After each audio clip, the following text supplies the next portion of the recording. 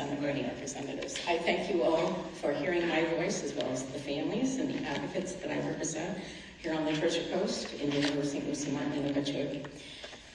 I take my volunteerism seriously. I am a volunteer of the state. I am appointed as of 2012, and I'm serving, acting in capacity for our self-advocates who are also appointed to this board with me, those with Down syndrome, autism, spina bifida, and others. So the mission of the Family Care Council is to educate. I'm going to add back advocate, because that's in the new state council's admission statement, because we are getting a state Family Care Council put in Florida statute again under House Bill 1130.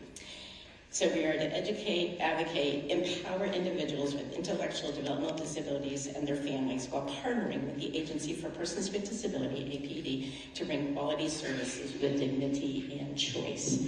And that becomes our mission statement because all of our individuals have to be eligible under Medicaid. And it's the Medicaid waiving their individual rights to institutionalization. Well, that's happened since the ADA in 1990. So we are how many years past that? And we are to have home community-based waiver services. And we ask for your help in many areas of that Medicaid and Medicaid waiver, because the waiver is the payee of last resort.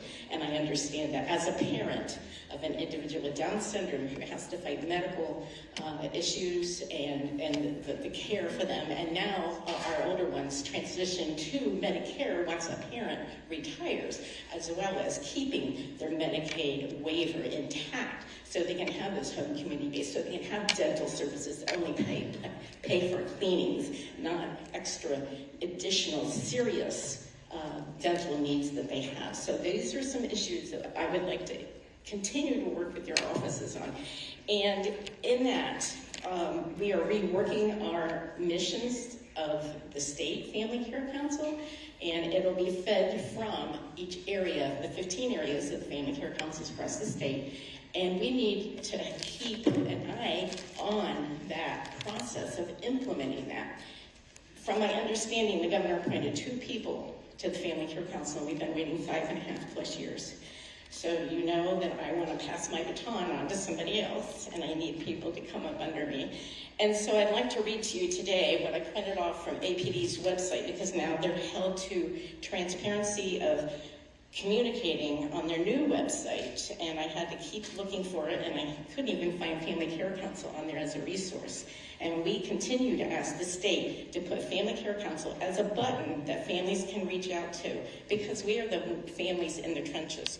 Okay, on the pre-enrollment category list, you have 7 categories.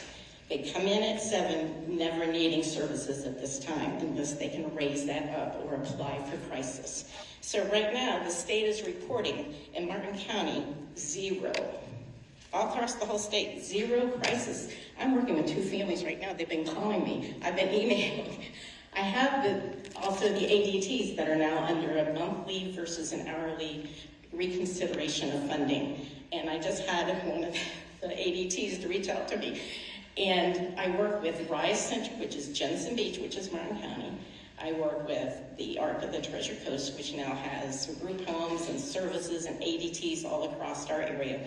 And we also work with a new place in Port St. Lucie called Eden's Promise. Those are the only companies or providers that provide ADT within this region. The Goodwill that was on Okeechobee Road providing ADT services left, and they're not in our area anymore.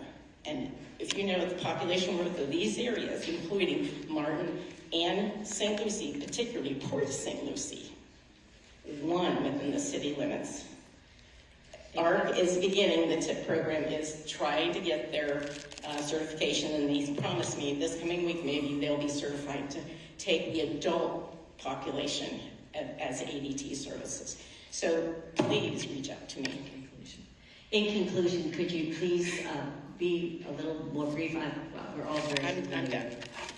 I appreciate all We your help. appreciate everything you're doing on behalf of your wonderful people. The most vulnerable in the state. Thank you. Thank you.